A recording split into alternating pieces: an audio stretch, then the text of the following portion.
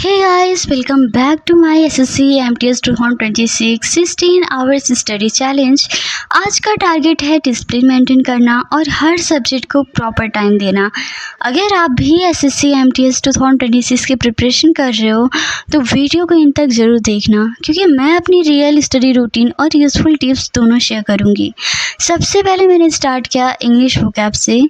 तो आज का टारगेट है 20 एंटीनेम्स, 20 synonyms, 10 one word substitution. Vocabulary SSC MTS में बहुत इंपॉर्टेंट रोल प्ले करती है। अगर आपकी वोकैबलरी स्ट्रॉन्ग है तो सिनोनिम्स, एंटीनेम्स, वन वर्ड सब्स्टिट्यूशन, क्लोजेटिस्ट और रीडिंग कंप्रहेंशन सब में हेल्प मिलती है। अगर आपके पास ब्लैक बुक नहीं है तो टेंशन लेने की ज़रूरत नहीं है, किसी भी अच्छी वोकैबलरी बुक या PDF से आप पढ़ सकते हो। सबसे इम्पॉर्टेंट चीज़ क्या है ये मैं आप सभी को बताने जा रही हूँ, डेली रिवीजन करना। क्योंकि सबसे पहले जब मैंने स्टार्ट की थी SSC की प्रिपरेशन, तो मैं जब इंग्लिश में वोकैब पढ़ती थी तो पुराने वोकैब को रिवाइज नहीं करती थी, जिसकी वजह से नए वोकैब तो याद रहते थे लेकिन पुराना वोकैब भूल जाता था। तो फिर मैंने रिवीजन स्टार्ट किया और ट्रस्ट में गाइस, जब से मैं वोकैब को रिवाइज कर रही हूँ, यानी कि आज जो मैंने वोकैब याद किया, कल मैं जब न्यू वोकैब से याद करने जा रही हूँ तो पहले वाले को रिवाइज करने के बाद न्यू वोकैब याद करती हूँ, जिसकी वजह से मुझे वोकैब कभी भी भूलता ही नहीं है। तो आपको इसी तरीके से प्रिपरेशन अपना करना है, रिवीजन पे बहुत ज़्यादा फोकस करना है। और आप लोग किसी भी PDF से भी पढ़ सकते हो। ब्लैक बुक की PDF भी कुछ पेजेस की मिल जाएंगी, 400-500 पेजेस की, तो वहाँ से आप कर सकते हो गूगल से। क्योंकि अभी मेरे पास ब्लैक बुक है नहीं तो मैं PDF से ही कर रही हूँ गूगल के। ब्लैक बुक जल्दी ले लूँगी मैं, और इतने सारे वोकैब्स आप देख सकते हो मैं रिवाइज कर रही हूँ। तो अगर आपके पास कोई भी बुक हो वोकैब की तो आप उससे कर सकते हो। और डेली रिवीजन बहुत ही ज़्यादा ज़रूरी है गाइस, क्योंकि सिर्फ नए वर्ड्स याद रखना इनफ नहीं होता है, उन्हें बार बार रिवाइज भी करना पड़ता है। अब आप सभी का बहुत ज़्यादा क्वेश्चन था, एग्ज़ाम से पहले कितनी वोकैबलरी करनी चाहिए।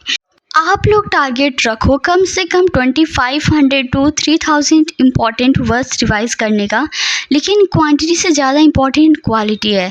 अगर 1500 to 2000 वर्ड्स भी वर्ड मीनिंग के साथ, सिनोनिम्स, एंटोनिम्स उसकी मीनिंग के साथ और यूसेस के साथ अच्छे से याद है तो स्कोर काफ़ी इम्प्रूव हो सकता है। और वोकैब आप सभी का 3-4 ही पूछा जाता है, और कभी कभी एग्जाम में 2 ही 3 वोकैब्स या 2 वोकैब्स पूछे जाते हैं, लेकिन मेन रोल वहाँ पे वोकैब प्ले करता है जब आपका क्लोजर टेस्ट और पैसेज आते हैं। तो वोकैबलरी का बहुत इंपॉर्टेंट रोल है आपके इंग्लिश में। और इंग्लिश प्रिपरेशन स्टार्ट कैसे करें ये भी बहुत सारे लोग पूछ रहे थे। तो अगर आप बिगिनर हो तो पहले ग्रामर कंप्लीट करिए। ग्रामर में आप लोग पार्ट ऑफ स्पीच करिए, आर्टिकल्स करिए, noun, pronoun, adjective, verb, tense, subject verb agreement, voice, narration, preposition, conjunction, ये सारी चीज़ें आप अच्छे से कंप्लीट करिए। क्योंकि बहुत सारे लोग कंफ्यूज थे, कमेंट्स आ रहे थे कि हम इंग्लिश की प्रिपरेशन कैसे स्टार्ट करें, किस टॉपिक से स्टार्ट करें। सबसे पहले हम लोग इंग्लिश का बेसिक इंग्लिश पढ़ें या हम लोग ग्रामर से स्टार्ट करें। तो मैं आप सभी को बता दूँ, ग्रामर से स्टार्ट करिए, पार्ट ऑफ स्पीच से। और ट्रस्ट में गाइस, एक बार आप प्रिपरेशन स्टार्ट करिए, एक बार पढ़ना स्टार्ट करिए, फिर आपको अपने आप समझ में आएगा कि किस तरीके से कैसे पढ़ना है और आगे क्या क्या कौन सी टॉपिक्स पढ़नी है। क्योंकि बहुत सारे लोग ये सोचते हैं कि कल से पढ़ेंगे, परसों से पढ़ेंगे, तो वो पढ़ नहीं पाते। मेन चीज़ है आप बुक उठाइए और बैठिए, कम से कम 1-2 घंटे बैठिए पढ़ने के लिए। जब भी आप प्रिपरेशन स्टार्ट कर रहे हो 1-2 घंटे बैठने की, ऐसा नहीं है कि बस 1-2 घंटे बैठ के पढ़िए, 1-2 घंटे बैठने की, कंटिन्यू बैठने की आप लोग प्रैक्टिस करो, ताकि आप लोग बुक लेके बैठ सको और आप लोग कंसंट्रेट कर सको एक काम पे। सो ग्रामर कंप्लीट करने के बाद वोकैबलरी और प्रीवियस ईयर क्वेश्चन सॉल्व करिए। आप लोग रोज़ 1-2 इंग्लिश मॉक टेस्ट या सेक्शनल टेस्ट जरूर दो, और जितनी भी मिस्टेक्स होती हैं उनको आप लोग उनका एक नोटबुक बनाइए। इंग्लिश मॉक टेस्ट में स्कोर कैसे बढ़ाएं ये भी बहुत लोग पूछ रहे थे। तो इंग्लिश मॉक टेस्ट में स्कोर आप लोगों को सबसे पहले 30 से 40 मिनट वोकैबलरी रिवाइज करना है, एक ग्रामर रूल रिवाइज करना है, प्रीवियस ईयर क्वेश्चंस बार बार सॉल्व करने हैं, हर मॉक के बाद एनालिसिस करो, जो क्वेश्चंस गलत हुए उन्हें दोबारा जो है वो सॉल्व करिए। सो 1 घंटे इंग्लिश कंप्लीट करने के बाद बाद मैंने स्टार्ट किया जनरल नॉलेज। मैंने हिस्ट्री रिवीजन किया। मेरा हिस्ट्री सिलेबस ऑलरेडी कंप्लीट हो चुका है, अब सिर्फ रिवीजन चल रहा है। आज मैंने आर्यंस के बारे में रिवाइज किया। हिस्ट्री के अकॉर्डिंग आर्यंस को जनरली सेंट्रल एशिया से आया हुआ माना जाता है। उन्होंने भारत के नॉर्थ वेस्ट रीजन में आकर सेटलमेंट किया और धीरे धीरे गंगा के माइडेनियन तक पहुँचे और वैदिक सिविलाइजेशन का संबंध भी आर्यन से माना जाता है। उन्होंने संस्कृत भाषा का प्रयोग किया और उनके जीवन का वर्णन हमें ऋग्वेद में मिलता है। एसएससी एग्जाम्स में आर्यन से रिलेटेड क्वेश्चंस काफ़ी पूछे जाते हैं, तो आप लोग इसको ज़रूर देख लीजिएगा। अब मेरा फोकस सिर्फ रिवीजन और मॉक टेस्ट पर है, क्योंकि लास्ट मंथ में रिवीजन ही सिलेक्शन का सबसे बड़ा सीक्रेट होता है। अगर आप भी एसएससी एमटी 2026 के प्रिपरेशन कर रहे हो तो कमेंट में आप लोग जरूर बताइएगा। और आप लोग कितने घंटे पढ़ाई करते हो, किस सब्जेक्ट की प्रिपरेशन चल रही है अभी आप लोग की, ये भी बताइएगा। कौन सा सब्जेक्ट कितने घंटे पढ़ते हो और अभी आप लोग का कौन सा टॉपिक चल रहा है।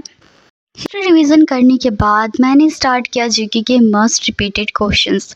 मेरा मानना है कि सिर्फ थ्योरी पढ़ने से सिलेक्शन नहीं होता है। अगर आप प्रीवियस ईयर और must repeated GK question solve नहीं करते तो एग्ज़ाम में बहुत इजी मार्क्स जो है वो मिस हो सकते हैं।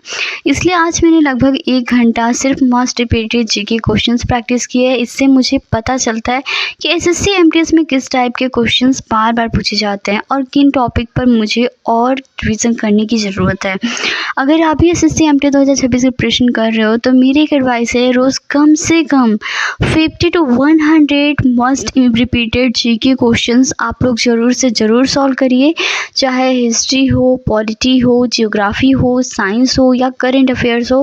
प्रीवियस ईयर पैटर्न को इग्नोर आप लोग बिल्कुल भी मत करो। जीके में स्कोर बढ़ाने का सबसे बेस्ट जो फॉर्मूला है वो यही है आप सभी का। सबसे पहला तो डेली रिवीजन करिए, फिर उसके बाद मस्ट रिपीटेड क्वेश्चंस आप लोग करो, फिर प्रीवियस ईयर क्वेश्चंस करिए और रेगुलर मॉक टेस्ट दीजिए। देखिएगा इस मॉक टेस्ट बहुत ही ज़्यादा इम्पॉर्टेंट है। अब बहुत सारे लोग ये पूछते हैं कि मॉक टेस्ट और प्रीवियस ईयर हमको तभी करना चाहिए जब हमारा सिलेबस कंप्लीट हो जाए। तो जीके में किसका सिलेबस कंप्लीट होता है, आप ही लोग मुझे कमेंट करके बता दो जिसका जीके में पूरा ही सिलेबस कंप्लीट है। तो जीके बहुत ज़्यादा वाइड होता है, बहुत ज़्यादा लेंदी होता है। उसमें आप सभी के जो सब्जेक्ट्स हैं ना, जैसे हिस्ट्री, पॉलिटी, जियोग्राफी, इनके तो सिलेबस कंप्लीट हो सकते हैं, बट हाँ आगे जो आप सभी का स्टैटिक है और बाकी जो सब्जेक्ट्स हैं बहुत ज़्यादा वाइड है। ठीक है, जीके में स्टैटिक वगैरह काफ़ी ज़्यादा वाइड है, तो वो तो कंप्लीट नहीं हो सकता। तो आप लोग अभी से प्रीवियस ईयर मॉक टेस्ट दीजिए, भले ही आपका सिलेबस नहीं कंप्लीट है। हाँ, एक ही दो क्वेश्चन सही होंगे, पता तो चलेगा कि कैसा किस टाइप का क्वेश्चन पूछा जाता है। तो ये चीज़ आप लोग करो। ये सब मैं स्टार्ट करने वाली हूँ मैथ्स प्रैक्टिस। इसके लिए मैं यूज़ कर रही हूँ अभिनव शर्मा सर की maths selection book volume 3 arithmetic 1। इस बुक की सबसे अच्छी बात ये लगी है कि इसमें लेटेस्ट एग्ज़ाम पैटर्न के 1000 प्लस क्वेश्चंस दिए गए हैं और ये एसएससी एमटीएस के साथ साथ एसएससी सीजीएल, सीजीसीएल, रेलवे और बहुत सारे कम्पिटिटिव एग्ज़ाम्स के लिए यूज़फुल है।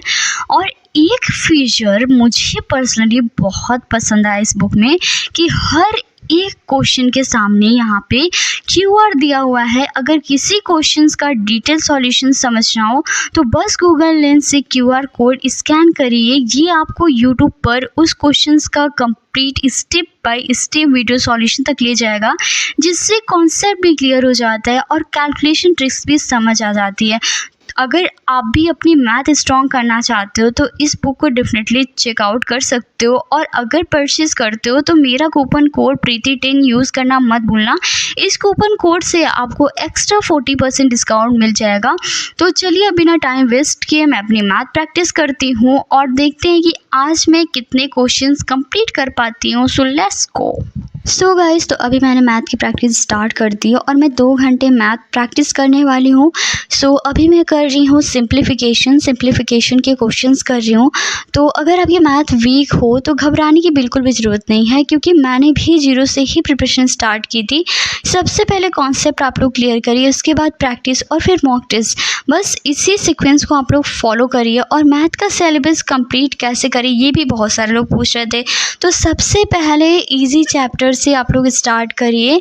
जैसे कि आप सभी का इजी में आ जाता है परसेंटेज, फिर profit and loss, simple interest, compound interest, ratio and proportion, average, type and work, time, speed and distance, mixture and allegation. तो ये सारी चीज़ें हैं और एक चैप्टर कंप्लीट करने के बाद उसके प्रीवियस ईयर क्वेश्चन जरूर सॉल्व करिए। जब तक 80 to 100 क्वेश्चन प्रैक्टिस नहीं करेंगे आप, तब तक आप सभी का कॉन्सेप्ट प्रॉपरली स्ट्रॉन्ग नहीं होगा। सो कैलकुलेशन फास्ट कैसे करें, ये भी बहुत सारे लोग पूछ रहे थे। मैं आपसे बता दूं कि कैलकुलेशन स्पीड बढ़ाने के लिए रोज़ 20 से 30 मिनट प्रैक्टिस करना होगा। टेबल्स 2 से 30 तक याद रखो, अगर नहीं याद है कोई बात नहीं, लेकिन आपकी मल्टीप्लिकेशन फास्ट होनी चाहिए स्पीड। स्क्वायर्स कम से कम 1 से 40 तक स्क्वायर रूट आप सभी को याद होने चाहिए। स्क्वायर्स भी याद होने चाहिए और स्क्वायर रूट भी याद होने। स्क्वायर रूट आप लोगों को अगर 20 तक याद है तब भी चलेगा, कोई बात नहीं, लेकिन स्क्वायर्स आप सभी को 1 to 40 याद होने चाहिए। मुझे जो स्क्वायर से याद है वो 100 तक याद है। और क्यूब्स और कम से कम 1 से 20 तक आप सभी को क्यूब्स याद होने चाहिए, क्योंकि इतना ज़्यादा नंबर्स वगैरह। गाइस एक चीज़ मैं आपसे बता दूँ, रियलिटी बता रही हूँ, आप लोगों को भी लग रहा होगा कि जो नंबर्स होते हैं, जो न्यूमेरिकल डेटाज होते हैं ना, वो जल्दी याद होते ही नहीं है, कभी नहीं याद होते। जैसे आप लोग हिस्ट्री पढ़ रहे हो, आप डेट्स वगैरह याद होते करने हैं तो वहाँ कन्फ्यूज हो जाएंगे आप लोग। 1 सेकंड के लिए याद होगा लेकिन वो भूल जाएगा, 1 2 3 3 दिन 1 हफ्ते याद रहेगा, नहीं तो नहीं याद रहेगा क्योंकि वो भूल जाएगा। रेयर केस में ऐसा होगा कि वो न्यूमेरिकल डेटा आप सभी को याद होंगे।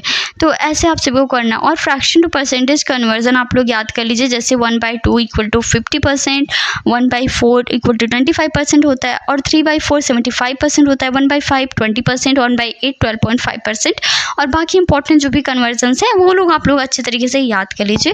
डेली मेंटल कैलकुलेशन प्रैक्टिस करिए, अननेसेसरी लॉन्ग कैलकुलेशन से आप लोग प्लीज़ बचिए, क्योंकि एग्जाम में इतना टाइम नहीं मिलेगा आप सभी को, और अभी तो सेक्शनल टाइम भी आ गया है।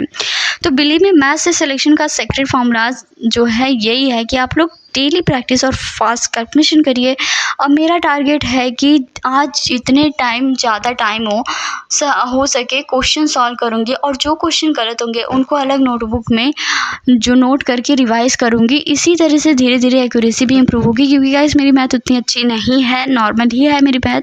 तो चलिए अब फोकस मोड ऑन करते हैं और देखते हैं कि आज का मैथ टारगेट कंप्लीट होता है या नहीं। So let's. तो गाइस मैथ का सेशन कंप्लीट करने के बाद अब टाइम है पॉलिटी रिवीजन का। आज मैं पॉलिटी में इंडियन कॉन्स्टिट्यूशन के आर्टिकल्स रिवाइज कर रही हूँ। अगर आप एसएससी एमटीएस या किसी भी एसएससी एग्ज़ाम की प्रिपरेशन कर रहे हो तो आर्टिकल्स को बिल्कुल इग्नोर मत करना, क्योंकि एग्ज़ाम में कॉन्स्टिट्यूशन के आर्टिकल्स से क्वेश्चंस काफ़ी ज़्यादा रिपीट होते हैं। तो जैसे फंडामेंटल राइट्स हैं, डायरेक्टिव प्रिंसिपल्स हैं, फंडामेंटल ड्यूटीज़ हैं, प्रेसिडेंट, पार्लियामेंट एंड जुडिशरी से रिलेटेड जो भी इंपॉर्टेंट आर्टिकल्स हैं वो बार बार पूछे जाते हैं। तो इसलिए मैं रोज़ थोड़ा थोड़ा जो करके आर्टिकल रिवाइज़ करती हूँ, ताकि एग्ज़ाम तक सब अच्छे से याद हो जाए। और अगर नहीं भी याद होगा, थोड़ा बहुत मतलब कन्फ्यूजन, याद तो होगा, ऐसा नहीं है कि याद नहीं होगा, अगर थोड़ा बहुत एग्ज़ाम में कन्फ्यूज़न भी होता है तो क्या होगा, वहाँ पे मैं एलिमिनेशन मेथड यूज़ कर लूँगी। इतना तो मतलब कॉन्फिडेंस है ही, कितना तो कर ही लूँगी मैं। और एक और टिप जो मेरी प्रिपरेशन में काफ़ी हेल्प कर रही है, जो आर्टिकल बार बार भूल जाते उनका मैंने अलग से सेपरेट शॉर्ट नोटबुक बना लिया है। रोज़ सिर्फ 10 से 15 मिनट उस नोटबुक को रिवाइज़ करती हूँ, धीरे धीरे सारे आर्टिकल्स ऑटोमेटिकली याद होने लगेंगे। और फाइनली आज का जो स्टडी टारगेट भी मेरा जो है वो कंप्लीट हो गया। आज मैंने इंग्लिश वोकैबुलरी रिवीजन किया, हिस्ट्री रिवीजन किया, must repeated GK question solve किए, मैथ प्रैक्टिस की, पॉलिटी के इंपॉर्टेंट आर्टिकल्स रिवाइज किए। तो हर दिन परफेक्ट होना ज़रूरी नहीं होता, लेकिन हर दिन कंसिस्टेंट रहना बहुत ज़रूरी होता है। और सिलेक्शन एक दिन की डिसिप्लिन से मिलता है। अगर आप भी एसएससी एमटीएस 2026 या किसी भी गवर्नमेंट एग्जाम की प्रिपरेशन कर रहे हो तो इस चैनल को अभी सब्सक्राइब कर लो। यहाँ आपको डेली स्टडी व्लॉग्स मिलेंगे, फ्री प्रिपरेशन टिप्स मिलेंगी, स्ट्रेटजी मिलेंगी, मॉक टेस्ट अपडेट्स और मोटिवेशन सब कुछ मिलेगा। कमेंट करके ज़रूर बताना कि आज आपने कितने घंटे पढ़ाई की और कल किस सब्जेक्ट का टारगेट है। हो सकता है आपका कमेंट किसी और एस्पिरेंट को मोटिवेट कर दे। मिलते हैं कल एक और नए 16 आवर स्टडी चैलेंज के साथ। तब तक पढ़ते रहो, मेहनत करते रहो और याद रखो सिलेक्शन उन्हीं का होता है जो हर एक दिन खुद से एक स्टेप आगे बढ़ते हैं। So thanks for watching guys, मिलते हैं नेक्स्ट वीडियो में।